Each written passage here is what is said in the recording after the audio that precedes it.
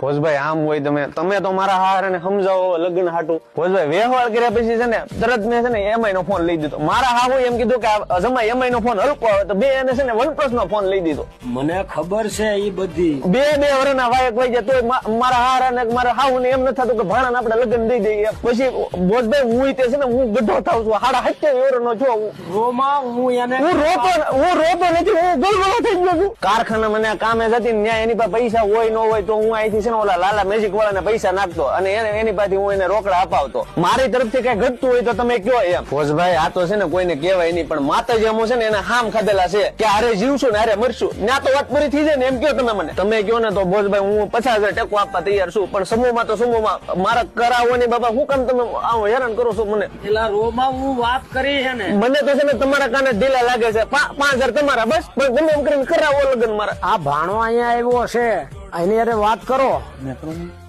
હવે તું કઈને વાત તને તમે એમ કીધું જમાઈ 2 વર્ષ ખમી જાવ, હું 2 વર્ષ ખમી ગયો. હવે હજી તમે એમ કહો છો કે હજી 2 વર્ષ ખમી જાવ તો બીજા વર્ષે લગ્ન ની ગેરંટી કોણ લે? મામા અહીંયા છે ને હું ટ્રેક્ટર આગે ભૈયા જેવો થઈ ગયો છું, અને તમે પુરુષ છો, તમે પુરુષની લાગણી સમજો ને તો સારું છે. હવે અને હવે તમે મામા પાછું નવું લાવ્યા. હવે તમે એમ કહો કે મંગાભાઈ નું થાય પછી તમે મારું કરશો, પણ મંગાભાઈ આખો એકલો દારૂ નું કોલાબર રે એને કોણ મારો બાપે કોઈ દે? ભોજભાઈ મામા તમારી છોડી મહિના દી ખાલી મારી યાર વાત ન કરી, મારો ફોન નતો ઉપાડતી.